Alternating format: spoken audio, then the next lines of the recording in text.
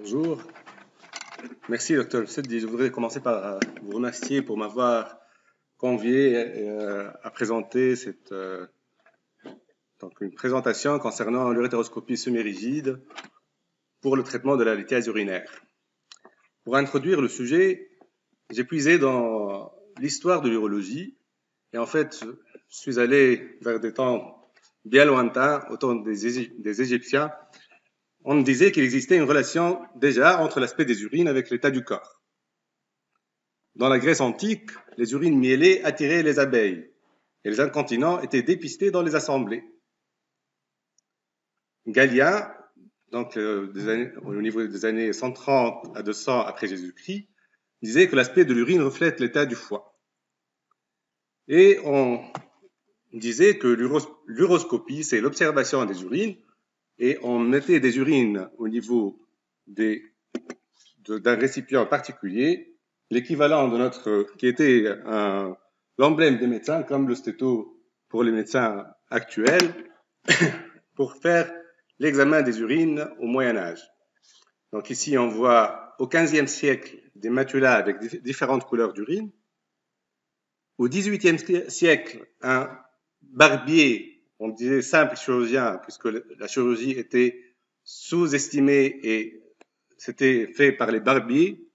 Donc, il s'est fait, regardez cette expression, il s'est mis au soir toute sa vie à exercer la médecine et on venait lui montrer les urines de l'Europe entière. Et puis, on commençait la chirurgie en 1500 avec la lithotomie. C'était ici il y a le traité d'une lithotomie en 1700.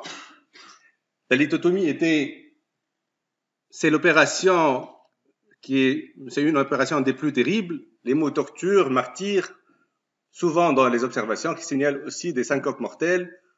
Donc, c'est Desnos en 1500, chirurgien français, puis Morand en 1700, chirurgien français. On ne peut se décider à la taille que par une espèce de désespoir.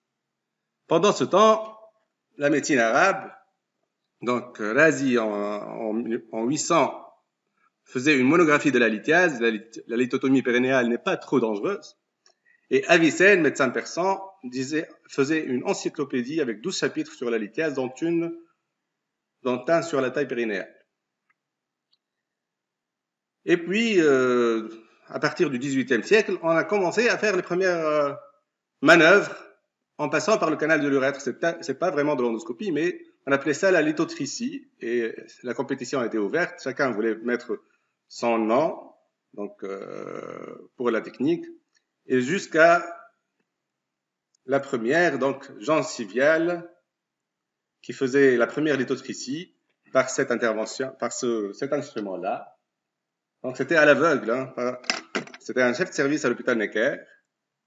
Et puis les débuts de l'endoscopie au 19e siècle, Desormeaux, premier manuel d'endoscopie, et un endoscope qui visualisait ce qui se passait dans la vessie. J'étais en Belgique et j'ai vu Monsieur Deleval, professeur Deleval, s'est amusé à reconstruire un endoscope à l'identique pour Monsieur Desormeaux, de l'endoscope de Desormeaux, et il a fait essayer au service. Ça montrait pas grand-chose. Puis en 1865, la première endoscopie pour la tumeur de vessie par Van Dittel. Et puis l'urétéroscopie qui a été fortuite par Dr. Young en 1912, qui a utilisé un cystoscope pédiatrique afin de réaliser une endoscopie des uretères terminaux dilatés chez un enfant de 2 mois atteint de valve de l'urètre postérieur. Et puis jusqu'au XXIe siècle, avec l'essor des techniques chirurgicales mini-invasives, permettant la miniaturisation des urétéroscopes, allant à l'urétéroscope rigide et l'urétéroscope souple. L'urétéroscopie actuellement a des indications diagnostiques pour suspicion de tumeur, surveillance du traitement conservation de tumeur, hématurie, mais aussi thérapeutique pour les calculs, les sténoses, les tumeurs, les corps étrangers, les malformations, les diverticules et les fistules. Donc, comme rappel anatomique, je dirais que le trajet urétéral présente 3 rétrécissements à l'origine, à la jonction pyélo-urétérale, au niveau de la région iliaque, au niveau du croisement des vaisseaux iliaques et dans la portion intramurale. Avant de faire une uréteroscopie rigide, il faut faire d'abord un examen clinique pour dépister la présence de cystocèles, la présence d'un obstacle cervico-prostatique, surtout un lobe médian prostatique, et rechercher des antécédents de repéritogénisation après une chirurgie colique ou gynécologique, ou bien une irradiation qui vont diminuer la mobilité de l'urtère ou entraîner donc un aspect irradié, donc aspect livide de l'urtère irradié qui est rigide et ischémique, et donc rend difficile la manœuvre dans une procédure d'urétéroscopie. Un bilan et une évaluation préopératoire sont faits systématiquement avec un ECBU préopératoire. Une imagerie préopératoire qui doit être donc montrer donc les cavités excrétrices. Il faut une imagerie faite pas seulement par un ESP, une échographie, mais un uroscanner, au minimum une urographie intraveineuse. Une information du patient concernant, il s'agit bien d'une intervention chirurgicale avec des complications qui peuvent être graves avec un risque de conversion, etc. Une antibiothérapie prophylactique par une céphalosporine de 2e ou 3e génération. Et puis, on discute l'anesthésie qui peut être loco-régionale ou générale. Le plateau technique indispensable, donc, associé à l'urétroscopie semi-rigide, il faut un matériel de radioscopie, un moyen de fragmentation, un matériel consommable, avec des fils guides hydrophiles, des instruments de capture ou d'extraction des calculs. Donc, tout ceci est mis donc, pendant l'installation sur une table d'examen, et puis le patient est installé en décubitus dorsal, vous savez mieux que moi, donc de membre inférieur écarté, le membre inférieur homolatéral au calcul reste allongé, et le membre contralatéral, il est fléchi sur l'abdomen, faisant un angle de 80 degrés. L'intervention commence par la mise en place du fil guide de sécurité. C'est un préalable médico-légal à toute manœuvre. Lorsque le calcul est juxtaméatique, on peut introduire directement l'urétéroscope au contact du calcul et commencer la fragmentation si c'est impossible de passer le guide. Après la mise en place du guide, on va faire la manœuvre du chausse-pied et progresser dans l'urtère. Donc ici, on voit les différentes étapes de la manœuvre de chausse-pied. Donc on va faire complètement renverser l'urétéroscope, puis mettre le guide au niveau du toit, permettant de surélever le méa urétéral et de passer, donc d'ouvrir la lumière urétérale et de passer la première partie de l'urtère intramurale. L'intubation urétérale doit être douce. Il faut une visibilité permanente de la lumière urétérale. Et en cas de progression difficile, on peut s'aider d'un deuxième fil guide permettant de faciliter les choses. Et parfois, donc, on peut faire la manœuvre des rails, donc passer sur les deux guides, le guide sécurité et le deuxième guide. La fragmentation doit être la plus fine possible, éviter de refouler des fragments vers le rein. La pression d'eau faible entraîne donc une moins bonne vision et un panier placé derrière le calcul entraîne un problème de coût, mais aussi de iatrogénie. La fragmentation peut se faire par énergie balistique, soit par énergie, donc soit au laser. L'énergie balistique, elle est transmise par une tige métallique fine au calcul. L'action de fragmentation est plus efficace lorsque le calcul est contre une paroi, mais il ne faut surtout pas léser la paroi urétérale, surtout en cas de drainage préalable par une sonde de Gigi. Le laser holmium entraîne une vaporisation du calcul au contact de la fibre par l'intermédiaire de fibres en silice recouvertes d'un polymère de plastique. Habituellement, le diamètre est de 360 microns. Tous les types chimiques de calcul peuvent être traités. Un effet tempête de neige est recherché, témoignant d'une fragmentation fine et efficace. Et il n'existe pas d'effet balistique par impact du faisceau sur le calcul, ce qui est intéressant pour éviter la migration des fragments dans le rein. L'extraction des fragments par les pinces d'Ornia, donc les sondes d'Ornia, ne doit pas être systématique. Ils vont entraîner un traumatisme d'une paroi urétérale déjà fragilisée. On va espérer une élimination complète si la taille des fragments est vraiment minime, donc environ 1 mm, et on peut s'aider d'une injection de l'Azilix en préopératoire ou bien aspirer l'urine à l'aide d'une seringue penchée à la place du courant d'eau. Le retrait de l'urétéroscope doit être donc soigneux et prudent. La lumière urétérale doit être parfaitement alignée dans l'axe de l'appareil et les risques d'avulsion sont très importants en cas de lithiase haut placé avec un instrument introduit jusqu'aux cavités rénales. Est-ce qu'on fait un drainage des urines?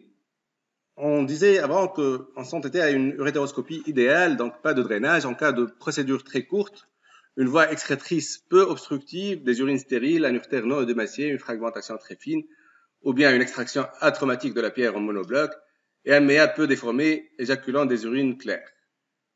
Si toutes ces conditions ne sont pas regroupées, il vaut mieux faire un drainage des urines par une sonde urétérale ou une sonde JJ. La sonde urétérale va peut être enlevée le lendemain.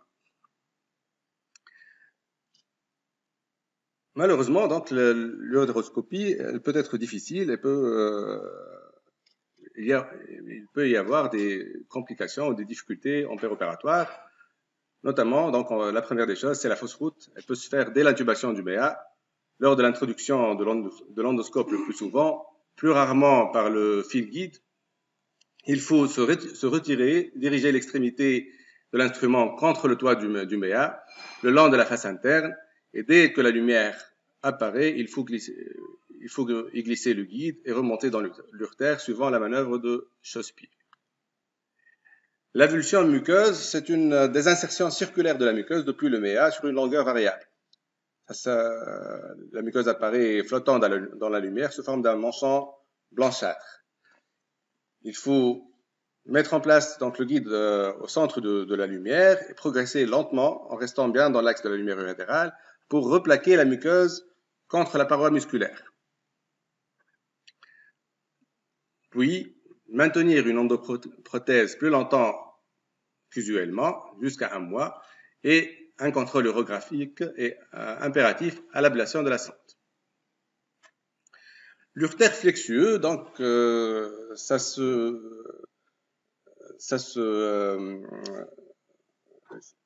donc on voit ça après, si le diagnostic est fait tardivement, après une longue période d'obstruction, et ça se manifeste par des sinuosités aussi bien en aval qu'en amont de l'obstacle. On peut s'aider par des fils guides rigides avec un risque de perforation, mais ou bien des fils guides hydrophiles à extrémité courbe, le TERUMO, et parfois le risque d'échec est important et il faudrait essayer de mettre en place un drainage urétéral. Parfois c'est impossible, on est obligé à mettre en place une néphrostomie pour une tentative ultérieure, soit carrément à l'abord antérograde. En préopératoire, on peut avoir une mauvaise vision du champ opératoire qu'on peut éviter par accroître le flux, soit en exerçant une pression sur le sac d'irrigation, soit en injectant le liquide à la seringue. Si le calcul est flushé dans les cavités rénales, c'est une possibilité surtout pour les calculs haut placés, sous-jonctionnels, lombaires hauts, qui sont peu obstructifs. Pour la prévention de cette complication, il faut diminuer le flux d'irrigation, employer le laser si possible et aussi l'emprisonnement du calcul dans une sonde, sachant qu'il y a les risques d'une iatrogénie et aussi le problème de coût. Parfois, donc, malgré qu'il est flashé dans le rein, il reste dans l'axe de vision de l'urétéroscope semi-rigide. Et on peut fragmenter le calcul dans le rein par l'urétéroscope semi-rigide. Mais c'est un peu rare. Souvent, Le calcul repose sur la face postérieure du bassinet et on peut espérer l'aligner devant l'instrument par des manœuvres, soit en vidant complètement le bassinet en aspirant l'urine, soit l'aide, il va glisser la main sous le dos du patient en regard du bassinet et exerçant une pression d'arrière en avant pour faire remonter le calcul. Malheureusement, le plus souvent, le calcul fléché tombe dans le calice inférieur ou moyen et il est inaccessible à la vision de l'appareil rigide. On doit arrêter l'intervention pour programmer une lithotripsie extracorporelle ou bien avoir recours à l'urétéroscopie souple. La perforation urétérale, ça c'est une complication plus grave, elle survient dans 1 à 10% des cas. Le diagnostic est fait par la visualisation de la graisse rétropéritonéale ou de la perte de l'intégrité et de la continuité de la muqueuse urétérale. Le traitement doit être rapidement interrompu et l'urtère cathétérisé par une sonde double J. La cicatrisation, elle peut durer 1 à 2 semaines pour des lésions limitées et elle peut même se prolonger à 6 semaines en cas de lésion étendue. Et il faut dépister la survenue d'un urinome, d'une complication, devant la persistance de fièvre avec des lombalgies. L'invulsion complète de l'urtère ou stripping, c'est la hantise de tout chirurgien faisant de l'urétéroscopie. Elle survient dans 0,2% des cas, elle survient essentiellement au niveau de l'urtère lombaire. Elle est surtout due à des erreurs d'ordre technique, notamment une progression forcée. La mise en place d'une néphrostomie percutanée s'impose et la stratégie thérapeutique, elle peut passer d'une anastomose urétérale à l'autotransplantation du rein, voire une néphrectomie pour des patients âgés ayant une atteinte très étendue, difficilement réparable. L'hémorragie abondante, elle survient dans moins de 1% des urétéroscopies, elle cède spontanément dans les heures qui suivent et peut nécessiter un drainage transitoire pendant quelques jours pour préparer l'urtère et la zone de travail. L'impaction d'une sonde à panier peut survenir aussi en péropératoire lorsqu'on veut retirer en bloc un calcul dans la taille où la texture spiculée a été sous-estimée et en cas d'impossibilité de libérer le calcul par des manœuvres de va-et-vient, on peut soit sectionner une ou deux branches de la sonde au laser, soit démonter la sonde, le panier, donc la sonde dormien. La morbidité globale de l'urétéroscopie est de 5 à 10%. Donc les complications post-opératoires tardives, il y a un risque de sténose de 1%. En cas de calcul impacté, en cas de calcul urétéral proximal, en cas d'urétéroscopie longue, en cas d'urétéroscopie de urétéroscope de large diamètre et en cas de perforation urétérale. Une hydronéphrose post-urétéroscopie, elle survient dans 12% des cas. Elle peut être secondaire à un fragment résiduel dans 80% des cas, une sténose dans 10% des cas ou simplement un œdème. Elle est indolore dans 20% des cas et ceci impose un bilan radiologique systématique à 3 mois. Le risque d'infection fébrile après urétéroscopie est de 2 à 18% et peut traduire une obstruction ou un urinome. Donc pour les résultats de l'urétéroscopie rigide, ils dépendent de la taille et de la localisation du calcul. Le taux de stone free pour les calculs urétéro-proximaux sont de 70%. Ils sont meilleurs pour les calculs inférieurs à 1 cm et plus mauvais pour les calculs supérieurs à 1 cm. Et pour les calculs distaux, donc ils sont de 90% avec des taux de 80 à 95% pour les calculs inférieurs à 1 cm. Merci.